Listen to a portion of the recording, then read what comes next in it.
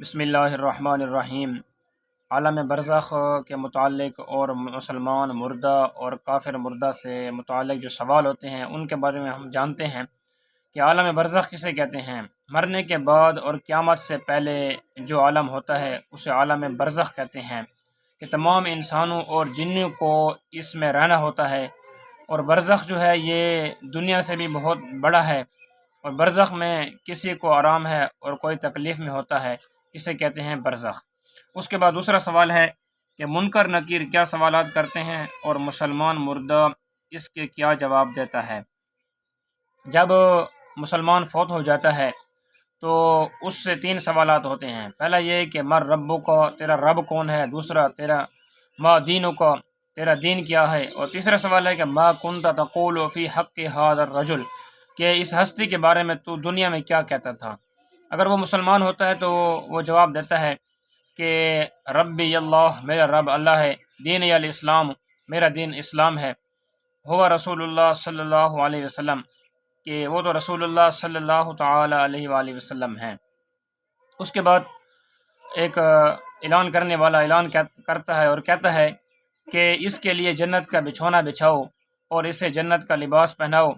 اور اس کے لیے جنت کا دروازہ کھول دو، تو جنت کا دروازہ کھول دیا جاتا ہے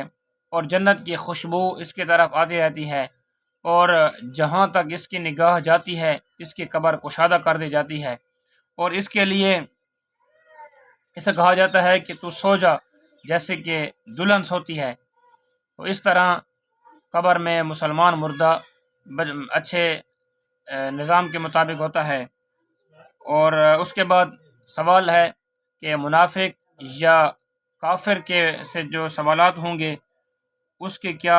جواب ہوگا۔ فرماتے ہیں کہ اگر مردہ منافق یا کافر ہوتا ہے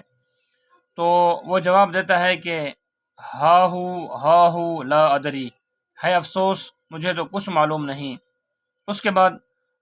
اس کے لیے ایک اعلان کرنے والا اعلان کرتا ہے کہ اس کے لیے جہنم کا بچھونا بچھاؤ، آگ کا بچھونا بچھاؤ، اور اسے آگ کا لباس پہناؤ، اور اس کی قبر تنگ کر دی جاتی ہے، اور اس پر دو فرشتے عذاب کے لیے مقرر ہوتے ہیں جن کے ساتھ لوہے کے گرز ہوتے ہیں کہ اگر وہ گرز پہاڑ پر مارا جائے تو پہاڑ بھی ریزہ ریزہ ہو جائے، اور وہ اس کافر کو تکلیف دیتے ہیں، اور اس پر موذی جانور سانپ اور بچھو اور مختلف قسم کے تکلیف دینے والے جانور اس پر مسلط کر دیے جاتے ہیں جو اسے عذاب دیتے رہیں گے۔ اللہ تعالی ہمیں ہر قسم کے عذاب سے محفوظ فرمائے، آمین بجاہ نبی الامین صلی اللہ علیہ وسلم۔